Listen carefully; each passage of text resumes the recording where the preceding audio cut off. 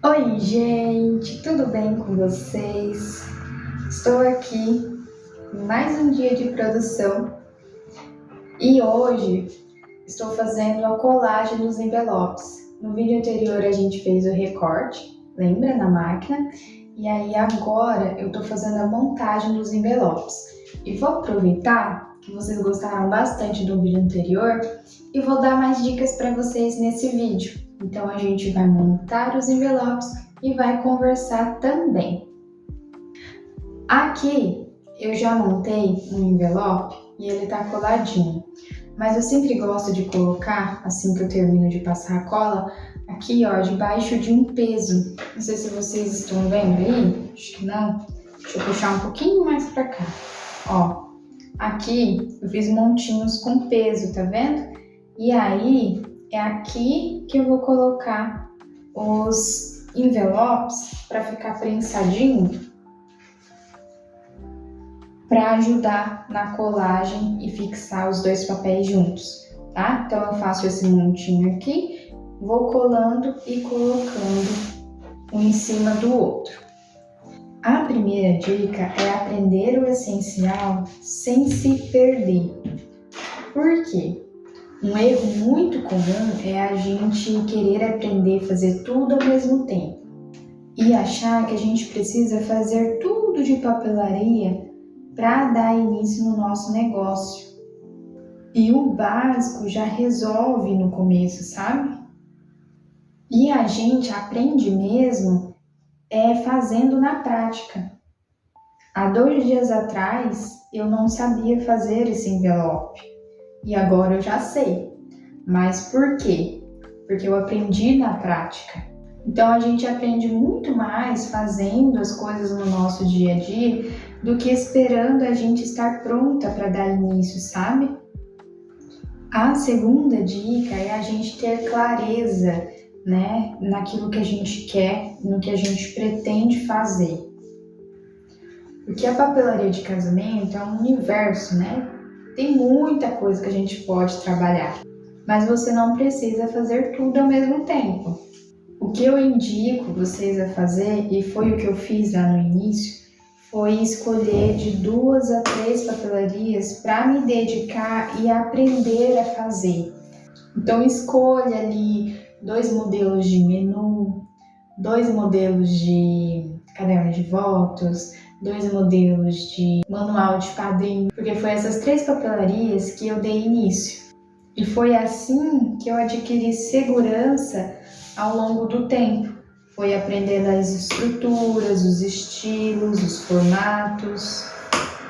E aí depois, né, que eu aprendi a fazer essas estruturas dessas papelarias que eu escolhi dar início, né, que eu fui tendo mais segurança para aprender e desenvolver outras papelarias e adicionar ali no meu portfólio. Então, começar pequeno, às vezes, é a melhor estratégia, sabe?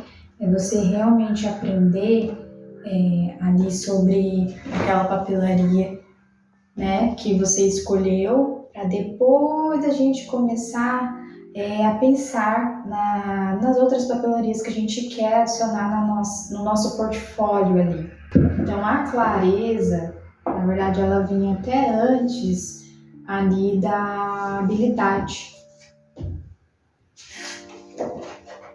Então inicie com calma, pense, né, em qual papelaria que você quer dar início, estude sobre essa papelaria, estrutura, igual eu falei para vocês. Depois que vocês aprenderem, aí vocês vão aumentando o nível de dificuldade.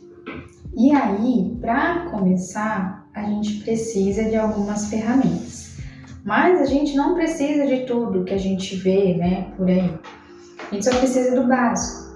Eu iniciei com uma régua, um estilete e uma base de corte que eu escolhi, na verdade, ser o vidro. Que eu acho que fica até mais fácil para a gente achar e é algo mais barato. Que a gente consegue cortar ali em cima do vidro e é bem fácil. Na época eu acho que eu paguei uns R$ 30, no máximo 40 naquele pedaço de vidro que eu tenho ali, que eu utilizo até hoje para cortar as minhas coisas. As primeiras impressões que eu fiz foi na gráfica, né? Então eu fiz a arte ali em PDF, no Canva mesmo, enviei para a pessoa no formato A4 e ela imprimiu para mim. E aí eu fiz o recorte e a montagem em casa, né? Dos menus, do caderno de votos. E se você não tem computador, dá para você dar início também com seu próprio celular, tá? Tem muita gente que faz as artes do celular, pelo Canva ali mesmo, sabe? Que ele é um aplicativo bem prático de mexer.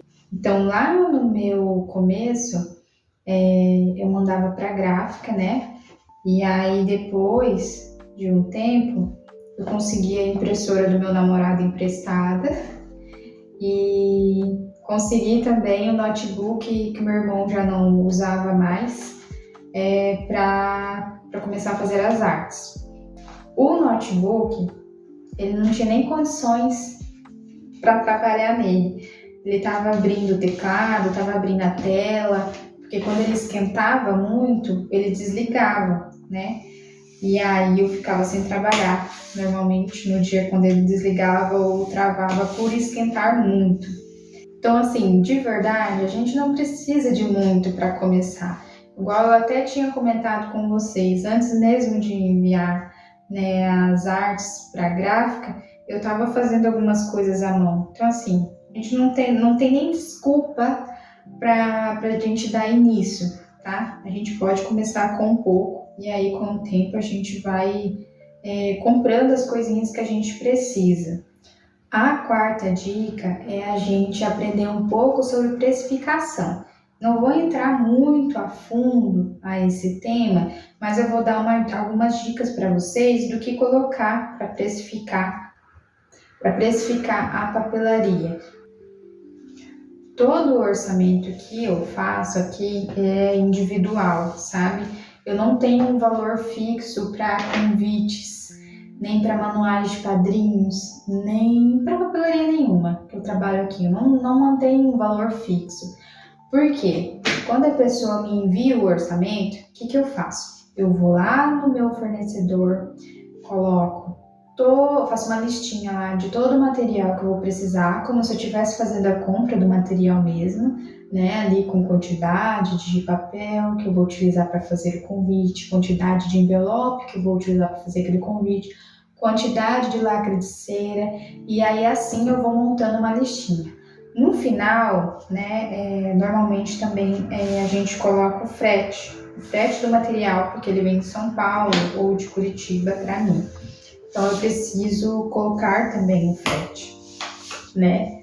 Além disso, a gente também pode adicionar ali custos como internet, energia, tinta, né, da impressora, a gente também pode colocar ali na precificação.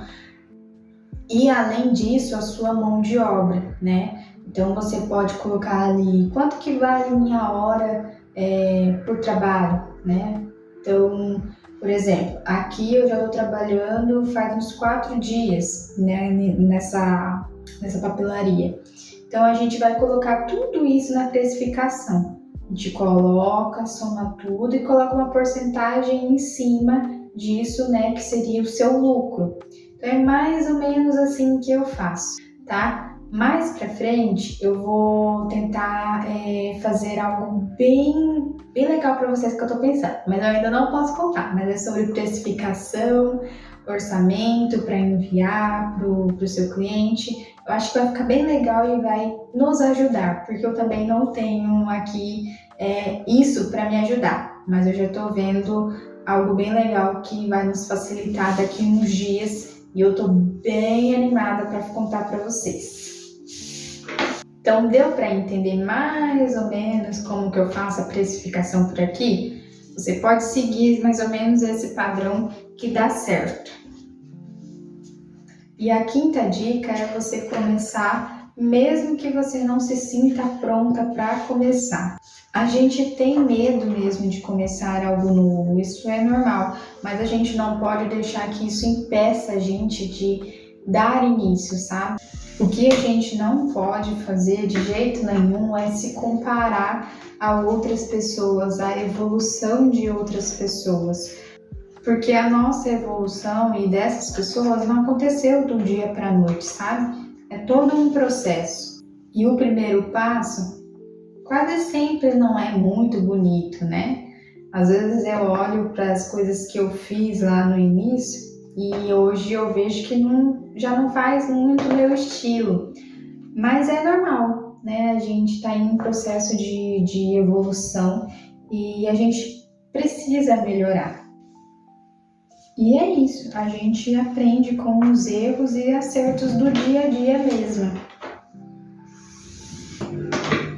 Já tô quase terminando aqui de fazer os envelopes e vou dar essa dica aqui para vocês da cola que eu utilizo, tá? Eu uso a cola da marca Polar. Essa daqui é a única que eu encontro na cidade. Ela é de isopor, mas ela super cola normal o papel, tá? Apesar dela ser de isopor. Eu nunca usei a de papel, mas eles têm também a de papel. Eu só não sei se ela é transparente igual essa, né? Essa daqui, eu gosto bastante dela porque ela evapora rápido, né? E ela não deixa aquela mancha, sabe? Que a cola branca deixa. E aquelas... deixa enrugado assim, molhado. Essa daqui não deixa, tá? Então ela é bem boa, ó, é da marca Polar. Eu utilizo ela para fazer colagem de menu e de convites, assim, em geral. Eu utilizo mais ela do que a cola bastão. Vou encerrando esse vídeo por aqui. Espero que vocês tenham gostado das dicas de hoje. Estou gostando bastante de fazer esse tipo de vídeo aqui para vocês. Eu vi que vocês gostaram também. E se esse vídeo fez sentido para você, comenta aí, eu vou começar. E é isso. Um beijo e até a próxima.